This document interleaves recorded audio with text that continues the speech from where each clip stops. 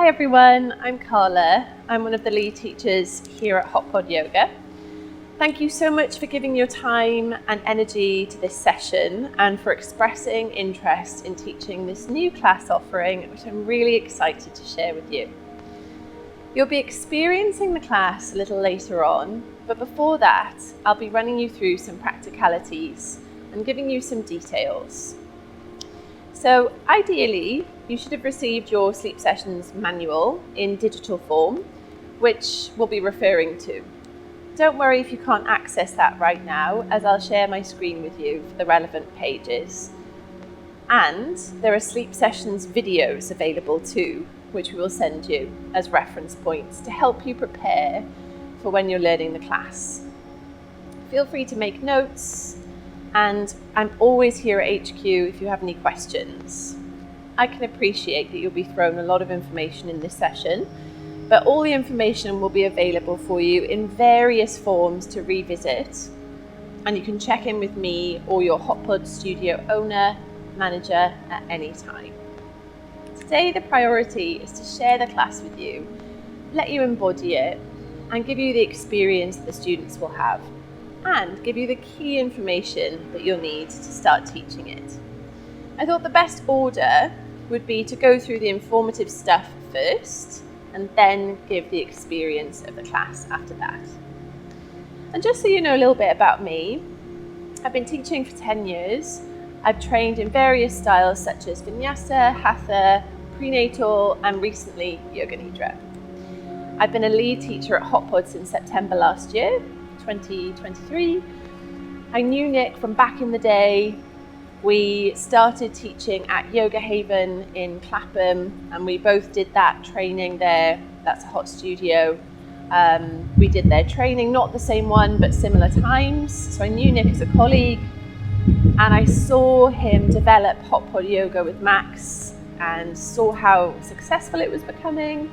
Time goes on, Hot Pod has grown and developed and franchised over 50 plus franchises across the country and is doing really well. I start teaching for Hot Pod, and then I become a lead teacher. So it's a lovely full circle and back working with Nick, which is really, really great. So I feel very lucky to have had the chance to dive into this project, as I love to practice Yoga Nidra for myself. It's been my most regular type of practice since getting into my 30s, and now I'm nearly 40, so I've been doing it for a long time, and liking things, generally speaking, slower. Going through pregnancy with my son, who's now 2.5, Yoga Nidra was so important to me then, and as a mum with less time, it's the best type of practice for me to turn my energy around. And I'm sure a lot of you can relate, whether you have kids or not. It's really busy as a yoga teacher. You don't have as much time to practice. You've got other things going on. Some of you might have your studios as well that you're running. So 10 or 20 minutes of Yoga Nidra is perfect, and it can help you to feel reset and refreshed. And I've also found it immensely supportive, as I'm sure lots of you have as well, in times of stress, overwhelm, and anxiety. In prep for this creative process, I trained in Yoga Nidra with the fiercely knowledgeable senior teacher, Uma Dinsmore-Tooley, who created the Total Yoga Nidra network with her team. I'm sure some of you will know Uma and have trained with her also.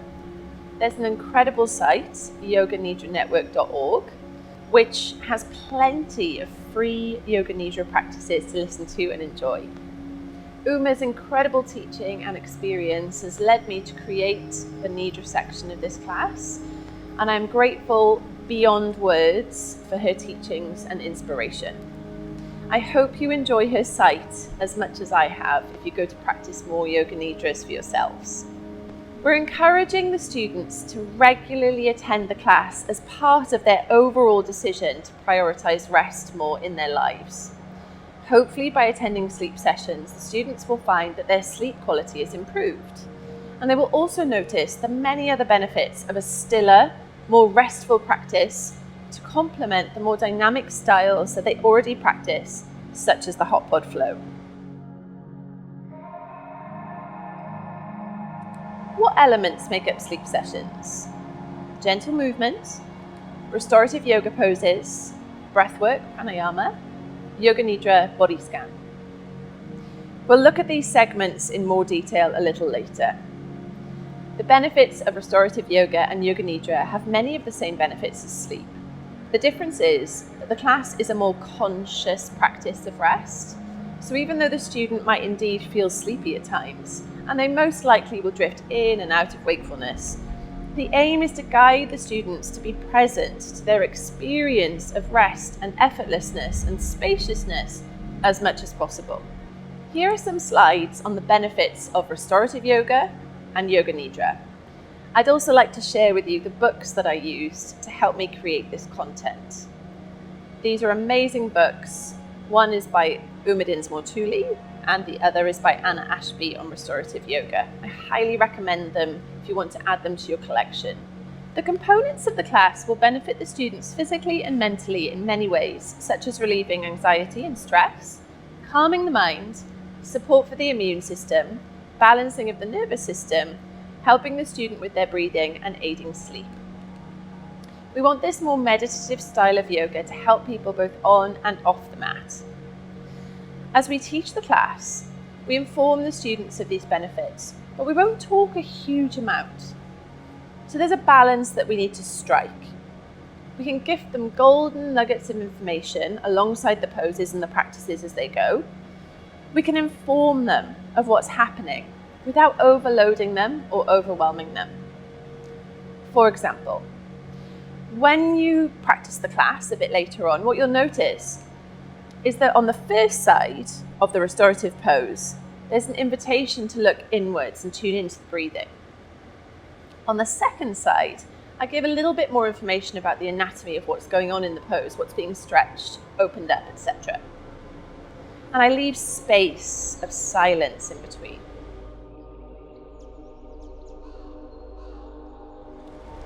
In a nutshell, the class will deliver deep relaxation, a place to shut off, is practicing a more meditative style of yoga.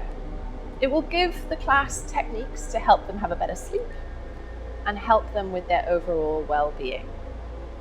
Those of you already teaching this style will be very used to doing this already, but for those of you who have taught mainly dynamic styles, and this is perhaps a new avenue for you, it might take a bit of time to get used to. Holding space without saying too much. Getting confident with leaving that space. Framing the spaces of silence, so you're giving the class something to consider and then letting them drop into it and discover it for themselves. Absorb the information. After the time has passed, coming back in with useful instruction. Using the voice in a particular way. And we'll come back to this later. We would like the students to walk away with an understanding of the conditions that they might set up for themselves at home to help them rest easier, as well as some techniques they might carry out for themselves at home. So it might be that they get really into the pranayama and nadi shodhana, and they can practice that at home if they feel they need 5 minutes themselves to rebalance, to ease their anxiety about something. Or perhaps they've really enjoyed the yoga nidras, and at night when they can't sleep, they guide themselves through their own rotation. That's something that I've really enjoyed since the training that I did myself, is that I don't necessarily have to put a recording on my phone. I can practice it just in my head. The environment of the pod lends itself perfectly to sleep sessions. HotPod HQ have been taking on this feedback over the years from studio owners and customers that have said the pod is like a special place, peaceful, nurturing, like a cocoon, a place that they can come to relax deeply and find calm, the low lighting, the music, the cozy feeling, the gentle heat, they all help the student to relax, but also go inwards to their experience. We'll keep you updated with the developments when it comes to scent, but there will be a new bespoke range of candles and sprays that will be made exclusively for HotPod that can be used to further enhance the relaxing environment.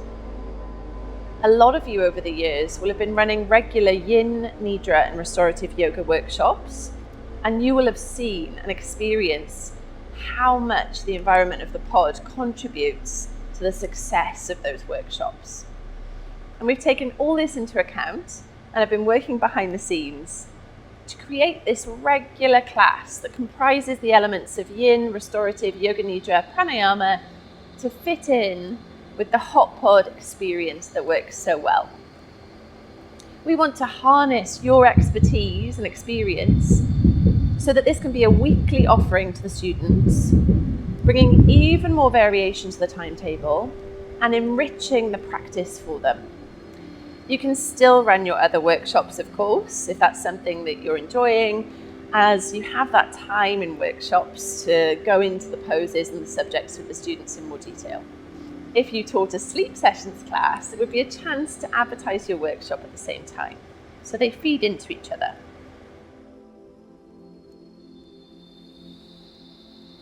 Ideally speaking, each student will have access to one bolster, 2 chunky bricks, and a shower towel for sleep sessions. They could hire a towel or bring one from home. The towel is to roll or to fold. I'll just show you the rolled version.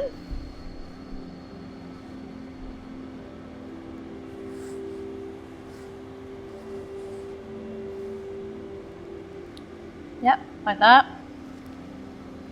Or it's folded like this.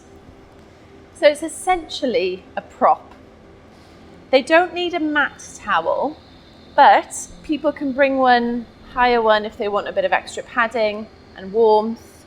If the customer reads the email that says bring a towel and they don't bring this kind of towel, they bring the mat kind of towel, that's okay. They can use that. It will still work. It's just, as you know, it's a different shape. So it's rectangle, it'll fold slightly differently, and it's got the little bumps underneath, the little grippies. So just be slightly different. So you could encourage them to bring a shower towel next time they come. Because of the extra props, we're suggesting reducing capacity in the classes by 3 to 4 mats so that there's enough room for everything. We tried different layouts in the training of this class, but the standard layout with the teacher at the front seems the best setup for a few reasons.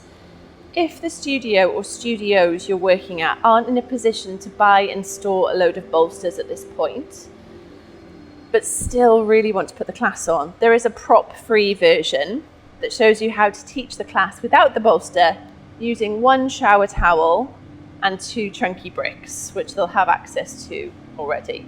But as you know, the student will have a different experience without the bolster. The props help to support the body. This support helps in releasing tension in the muscles and the joints, promoting a greater sense of comfort and ease. And the use of the props also helps the student to avoid overstretching or discomfort. They can greatly help beginner students and those with physical limitations or injuries. In your manuals, you'll see that there's an option for the student to sit on the slightly flatter style brick. So there is an option to add in 1 flat brick per student in the prop offering if that's available at your studio. But a folded towel works just as well as a seat. Eye pillows for yoga nidra are really nice too if your studio has them.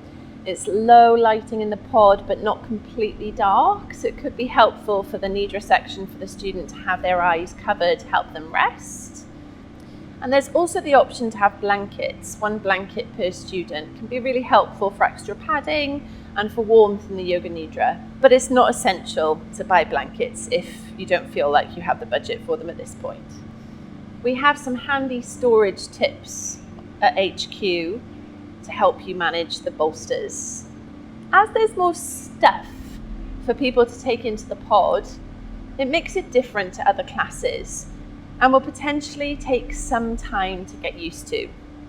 Those of you that teach yin, restorative and nidra outside of hot pod will know that this is absolutely common practice and that students get very accustomed to this when they're attending this style of class. just comes with the territory that they have to get a load of props.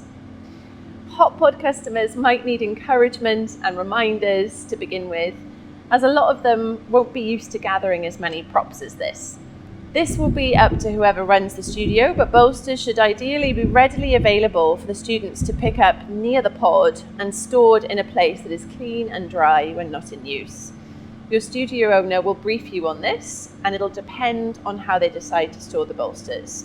It might be that they are stored somewhere and you get them out as part of the setup before class, or they might be hanging up near the pod and you don't have to do anything and the students can go and grab them.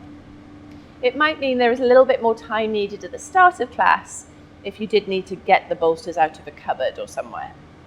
As you do for the other classes, it'll be up to you as the teacher to get the students to take their props into the space with them, into the pod. Take some spare props with you into the pod before you do the signing in, so that you have them there in case people have forgotten to get them, and they will forget to get them, especially if you're teaching at 8:30 in the evening and they're tired.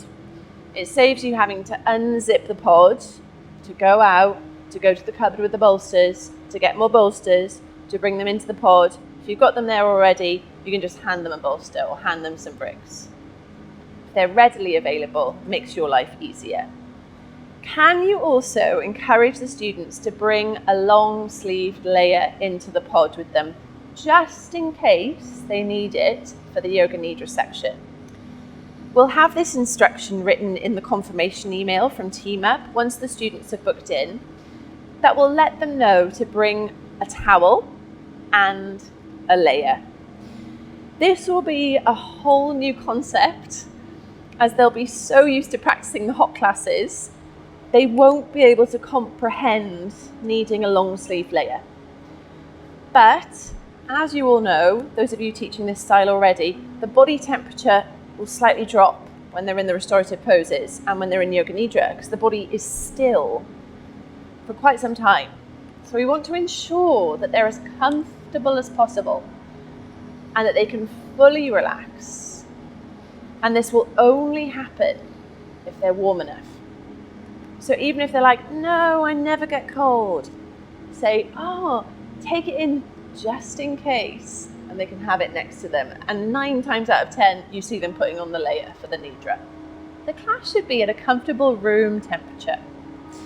There are different factors that will affect this. If it's too hot or too cold, it won't be restful for the students. If you have a full sleep sessions class, and there have been hot classes in the pod before you teach sleep sessions, it's likely the pod will hold the heat well, and you won't need any of the heaters on. If the venue that you work at takes longer to heat up, or there hasn't been any hot classes on before your sleep session, you might turn 1 to 2 heaters on in the half an hour before, see how it feels, and then maybe switch one of them off and keep one heater on for the duration of the class. Make sure no heaters are directly blowing onto people's faces. Even though people like that in the hot classes, you always get those people who want that heat in the face. For sleep sessions, turn the heaters away so that it doesn't become irritating, especially during the pranayama. Let's look at the segments in more detail. Flowing movement to begin, pranayama breathwork, restorative pose 1, restorative pose 2, Viparita Karani restorative shoulder stand, Yoga Nidra. These are the 6 segments that make up sleep sessions. If I take you through the manual now, and we'll go down the contents page. So it's fairly self-explanatory, but if I take you down, Sleep Sessions 1 is a 60-minute class structure that starts from seated with a shorter Yoga Nidra. Every time you see shorter Nidra, that means 15 minutes. Let's go to Sleep Sessions 2. This is a 60-minute class structure starting from seated with a longer Nidra. And every time you see longer Nidra, that's 25 minutes roughly. If I take you down to Sleep Sessions 3, that's a 60-minute sequence from lying down, the shorter Nidra, Sleep sessions 4, 60 minutes from lying down, longer nidra. Sleep sessions 5 from child's pose, shorter nidra. Sleep session 6, 60 minutes from child's pose, longer nidra. And then sleep sessions 7, 8 and 9 are the 45-minute class structures, one from seated, one from lying down, and one from child's pose. And they all have the shorter nidras, the 15-minute nidras. These are perfectly suited for a lunchtime class. But just so you know, sleep sessions 1 is the same as video number 1. Sleep sessions 4 is the same as video number 2. And sleep sessions 9 is the same as video number 3.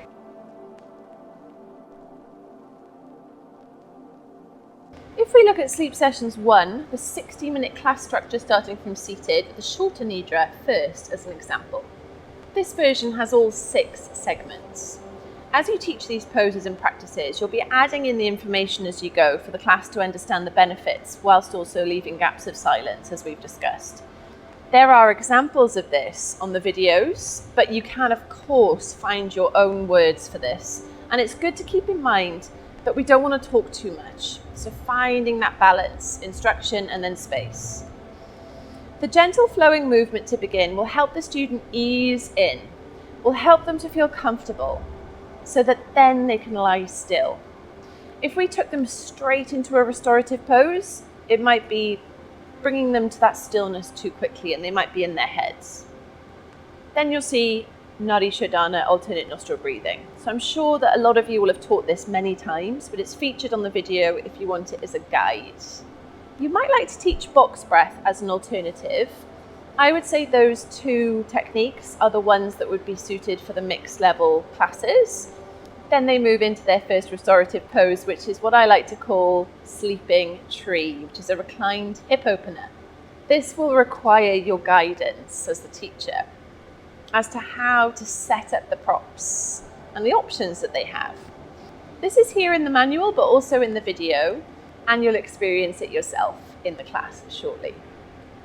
As people get used to this, you may need to help them with the prop setup. This is a tip from Nick that really works, is to have the teacher mat set up, then a mat in front of the teacher mat, if you haven't got a full class, that's like a pretend mat, as if a student's already put their mat there, but it's actually you that's put it there.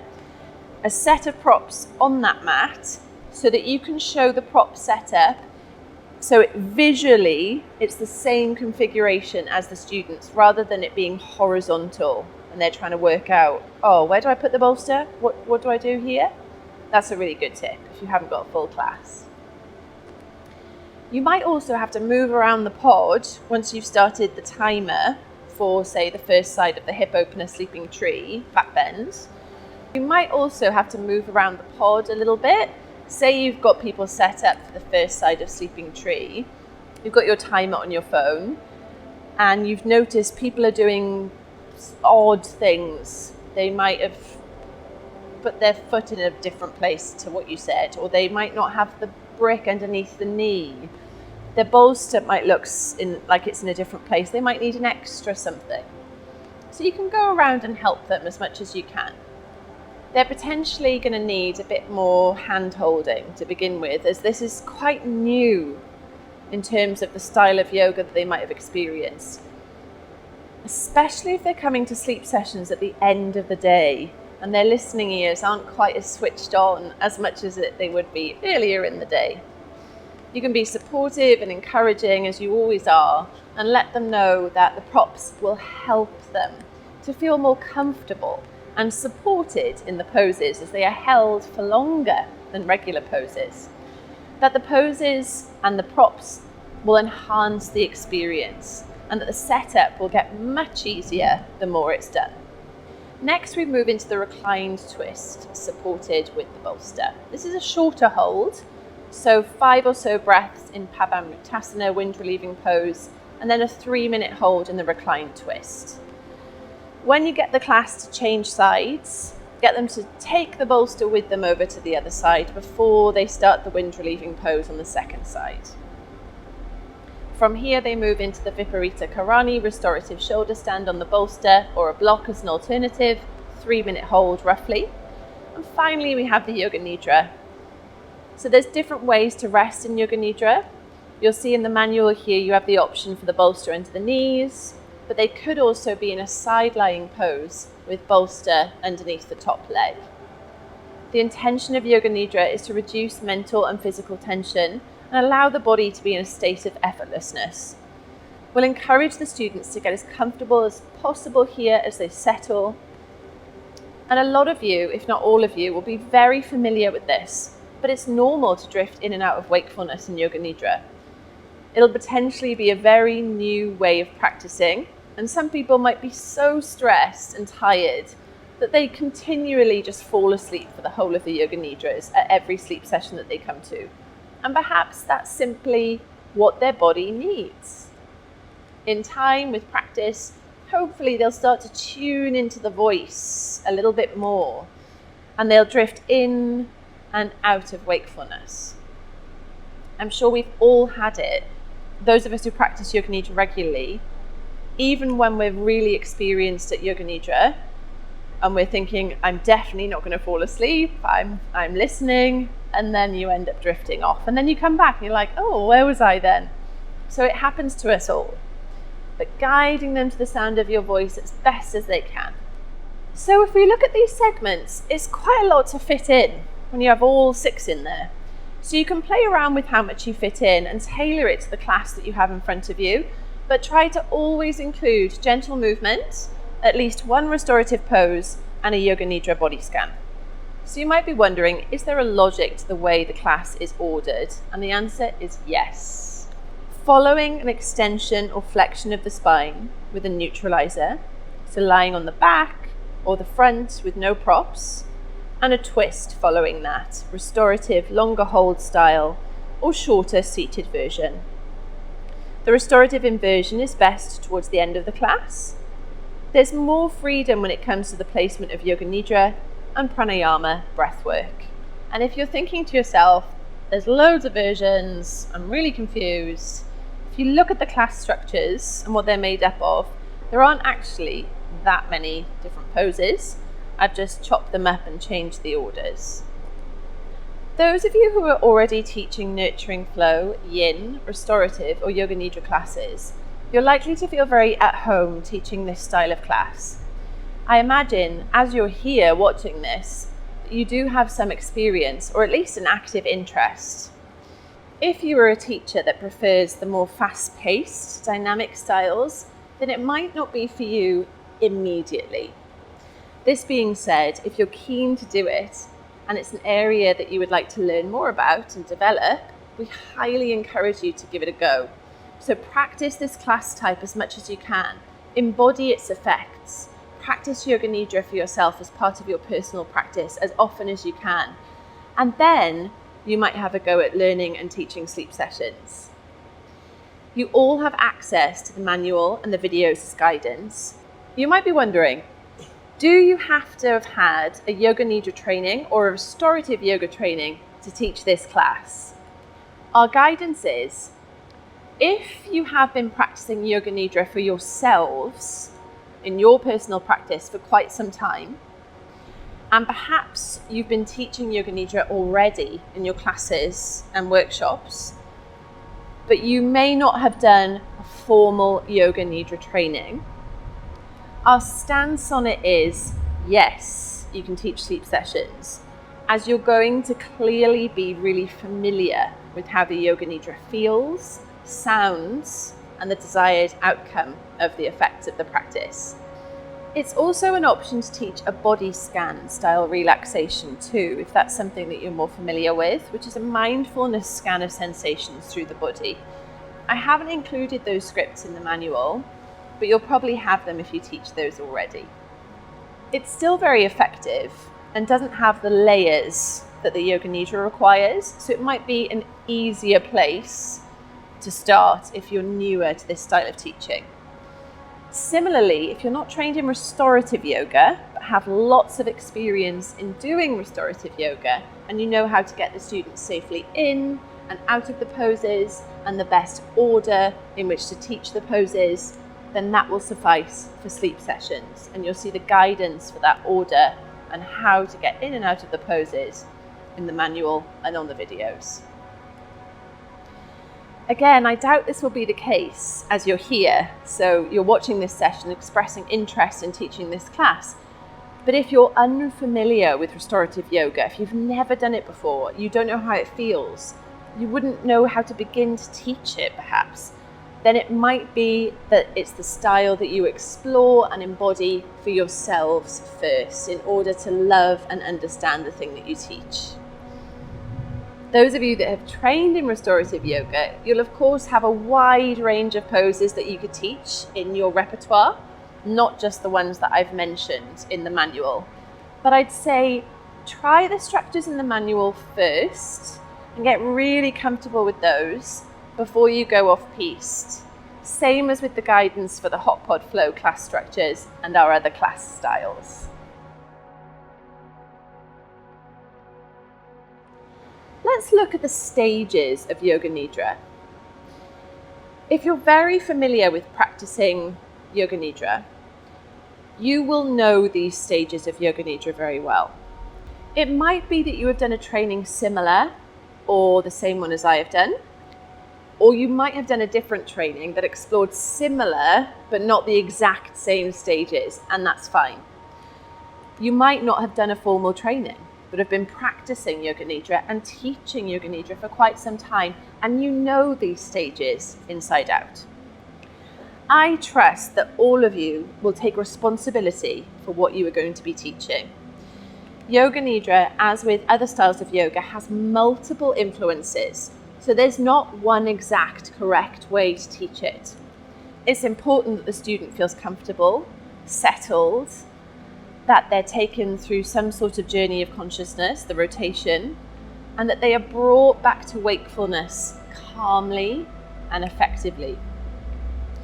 This, as the teacher, requires planning, feeling prepared, and feeling grounded as yourself in order to be able to deliver the Yoga Nidra, keeping your eyes open and checking in on everyone during the Nidra, making sure you have adequate time to be able to work through your plan without rushing. I would also suggest trying to learn the Yoga Nidras as best as you can. Why, you might be thinking? Because if you're very familiar or you've learned your Yoga Nidra script, it means that your attention is on the class and not on your page. It makes a big difference. I have my script there. I'm not completely off script most of the time, but I know it pretty much off by heart. It'll just be as a security blanket. It's really important to mention here that this session is not me attempting to give you a Yoga Nidra training. I am not claiming that this is all you need to know and then go for it. I'm sharing this information with you on the assumption that you have active interest and experience in this style of practice, and that if you're less experienced, that you will use this session as a starting point and go and experience Yoga Nidra for yourself extensively before teaching it. I'm sharing with you the stages that I feel are effective in my experience doing and teaching Yoga Nidra. These are the stages that are used in the video classes and ones that I will teach you in the class shortly. You are ultimately responsible for what you teach. And I'm really sure that if you felt like you weren't ready to teach this, then you wouldn't take on the class until you felt ready, or you might choose the simpler body scan option. The stages mentioned are the stages that I learned from Uma Dinsmore Tooley and her team at the Yoga Nidra Network, and are featured in Uma's recent book, Yoga Nidra Made Easy, which is the resource I mentioned earlier. If you're listening to me talk about stages of Yoga Nidra, and perhaps you're feeling really overwhelmed or confused, I come back to this. Practice Yoga Nidra for yourself as much as you can. You can use the site I mentioned, yoganidranetwork.org, which has hundreds of free Yoga Nidras at your disposal before you even consider teaching this class. That way you will feel and hear the effects of the different stages, and become really familiar, and then evolve into a space where you feel comfortable to design your own. Or you can use the body scan, as I mentioned before. There's no denying that it takes a lot of prep to create these yoga nidras, but it can be really enjoyable to do so, especially if you're creative in this way. If in doubt, keep things simple. So the stages of Yoga Nidra that are mentioned in your manual are as follows. Preparation, getting the students comfortable and arranging props. Settling breath awareness, tuning them into their senses and the atmosphere of the pod, the support of the floor, sound of the music, gentle heat and low lights. Rotation of consciousness, your choice. You have two options in the manual, or you can use one of your own or one that you've learnt from a different training. Opposites, inhale, exhale, hot, cold, heavy, light, busy earlier, still now. There are lots of options. Externalization, returning to the senses and encouraging the students slowly to come back to a state of wakefulness. Finish, close the class with a reflective moment so the students notice how they are after the practice and that they'll take the benefits with them into the rest of their day or the evening. You can also include an intention after the settling, also known as a sankalpa, and bring it back in before externalization. This could be as simple as, I allow my body to rest, or it could be something else. You can offer it to the class as an option. Let it be something that feels authentic to you if you choose to use it. You can also use visualizations if you have the time after the rotation of consciousness. You'll hear an example of this on the Sleep Sessions video that has a longer Yoga Nidra. This requires time to create, but it can be very enjoyable to write and deliver to the class as it sparks the imagination of all involved. If you're using the longer list of stages, it's important to keep on top of your timekeeping so that you have an adequate amount of time to get the class back into a state of wakefulness and eventually into a seated position so that they feel they can walk out of the pod and get themselves together without feeling rushed, especially if they have a commute to get them home. Sometimes students fall asleep, especially in the evening classes. So take a little bit more time to externalize and to finish.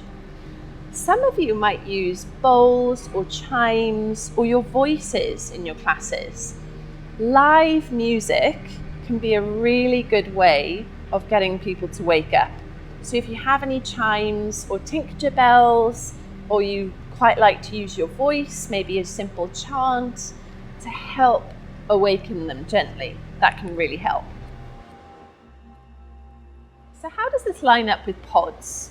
The fundamental pillars to teach a good class at Hot Pod. Personality, pace, oration, deliberate movement, structure, scaffolding, senses. Personality. We want the individuality of you as the teacher to come through, as we do in all the classes. So, how does this come through in sleep sessions? It might be through how you create your Yoga Nidras and how you weave in perhaps a philosophical theme or a different theme into the class if you feel you have the receptive crowd for it. You probably wouldn't add in very complicated philosophy into a class with complete beginners. Pace, obvious, it's slow and calm. Oration, so you've got the mic to help you with this, but you also want to have a grounded voice that's clear. Not too much talking, space for silence. Steady delivery. Deliberate movement. So there isn't much movement here, as we want the students to feel comfortable to let go. If, as the teacher, you're walking around the pod the whole time, this might be a bit off-putting for them and distracting. If you approach certain students to help them with props, that works. Otherwise, stay on the teacher mat and be grounded. I would say assists aren't really appropriate in this class, as you want the student to feel into their poses and relax as much as possible, so a touch might jolt them out and they might be shocked. Structure. Keep things simple, as it's good to allow more time in the poses, especially if you're teaching the longer Yoga Nidra body scan, which is what everyone wants, let's be honest. And take into account that logical order of poses as well when it comes to structure. Scaffolding. Clear instruction, as always. The teacher can encourage the students to become more attuned with the practice of becoming stiller and resting in your own words, and then sprinkling in the points of interest for the class. The benefits of Yoga Nidra, the benefits of restorative yoga, pranayama, what's happening anatomically, etc. as the class develops. The idea is to keep them interested without overloading them. Senses. So HotPod Sounds have created bespoke playlists for sleep sessions, which you can use during class. And as I've mentioned, you have the option to add in light instrumental touches if you feel you have the right crowd. I'd say if you had a room of complete beginners, it probably wouldn't be suitable to add in a bunch of sounds because they might be a bit overwhelmed. You can play it by ear and see how you go.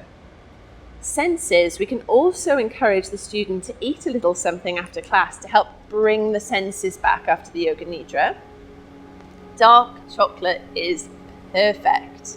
Some studio owners have started to prepare a Tupperware of dark chocolate that the teachers can bring out of the cupboard and offer. And what I tend to do is I break the chocolate into the segments, and then I offer the chocolate. I say, take a piece of chocolate so it's already in its pieces and people just grab one, and it's a really nice touch. You'll hear on the videos the way I begin and end the class. As with the other class styles, it's good to manage the expectations of the students and give them an idea of what they've come to and what exactly they'll be doing. We've gone through how you might inform the students of the deeper layers of what's happening during the class, as well as using clear instructions to get the class in and out of the poses. The end of the class will be getting them back into the state of wakefulness so that they can continue with their day. Can pregnant women attend? Our current stance on this is that they can attend as it's reduced heat. You can make it very clear to the student that it is not a prenatal class and that you are not prenatal trained, unless you are, of course. So not all poses will be suitable for her, but that you can do your best to modify for her. Information on what is suitable and what is not suitable is in the manual. Sleep sessions 2, 6 and 7 in the manual could work for a prenatal student, minus the seated twist. And for the twist, instead of it being a closed twist, you could change it to an open twist for the prenatal student. As with other classes you might teach outside HotPod, if a prenatal student turns up, it does take extra multitasking energy for you as the teacher. Not to compare pregnancy to injury, but it's similar to when a person with an injury comes to class. You kind of have to keep that person in your mind. Do they need modifications? Do they need this? Do they need that? So it will take extra energy from you, but we are keen to include pregnant ladies at this point as they can't attend the hot classes. And also, the practice will be really beneficial for their hardworking bodies. As with any class, it's really important to keep a watchful eye over the class and help anyone who needs anything extra. Are there any risks when it comes to teaching Yoga Nidra? As with any class, it's really important to keep a watchful eye over the class and help anyone who needs anything extra. You will be grounded and sat at the front when you're teaching the Yoga Nidra. You'll have everything that you need nearby. The practices in this class encourage the student into a deep state of awareness. And whilst most of the time Yoga Nidra is a very enjoyable and restful practice, on a rare occasion there may be an instance where past memories are released in the student as they drift in and out of these sleep states, and it might cause them to have a reaction, and it might be a reaction that's uncomfortable. This might manifest physically or emotionally for the student. As the teacher, you can keep calm and grounded and continue to guide the class through the Yoga Nidra so as not to disturb the entire class, but try and target that student with the language that you're using that draws them back to the here and now of their senses, the steady breath, the support of the floor, and also adding into your script that they can change position if they need to, that they can come to a sat up position if they need to, and meditate or open the eyes if they need to, offering options. And of course, it would be really helpful if you checked in with that student afterwards. And if they're worried about it, you can let them know that it's something that happens sometimes when there's been a reaction, something's bubbled up, and it's nothing to worry about. Make sure that they feel grounded, that they've had a bit of water, maybe a bit of chocolate, that they're ready to walk out the door, checking in on them, reassuring them. Is there anything that you can do for them? Do they need anything else? And just to put your mind at ease, that's never happened to me in my classes so far. Visualizations. Be mindful of what you choose when designing visualizations in your scripts. Always give the options to students that they can tune in or they can go off into their own daydream. You never know what's going to trigger someone, but I'd say that you're less likely to trigger someone if you keep things simple.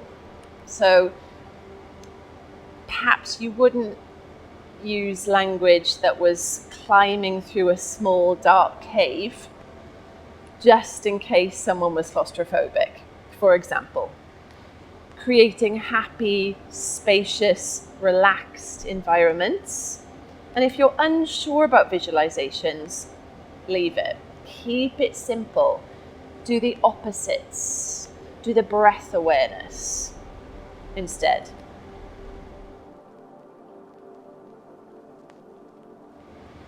If you're looking for a shorthand way to explain it to the students if they ask you, you could say something like this. Sleep sessions is a chance to let go and relax. A restful experience in the cozy pod to help balance the body and mind. Sleep sessions are designed to help you have a better night's sleep. Sleep sessions are there to help you feel refreshed for the rest of the day. Sleep sessions is a practice of moving slower and staying in poses for longer. It's a mix of grounded yoga poses, calming breathwork, and effortless guided relaxation. And what it is not, it's not designed to be a nap, even though the student might end up drifting in and out of wakefulness. Ideally, they listen to the sound of the voice enough that they go through these stages of the Nidra with you. They'll be tuned into your voice and guidance to follow the instructions and get the maximum benefits. It is also not a yin class. Nurturing Flow is the yin style class that we offer. This is even more relaxing than yin. Deeply resting. Focus on effort release rather than fascia release. So it's more meditative. Sometimes in yin, I actually find it really challenging mentally. Obviously, it's very relaxing as well. Certain poses, my mind is racing. So ideally, we don't want the student to be going through that sort of mental torture. We want them to relax and rest as much as they can. Please let me know if you have any questions at any point, and thank you so much for your time in watching this video, and enjoy the class. Thanks everyone.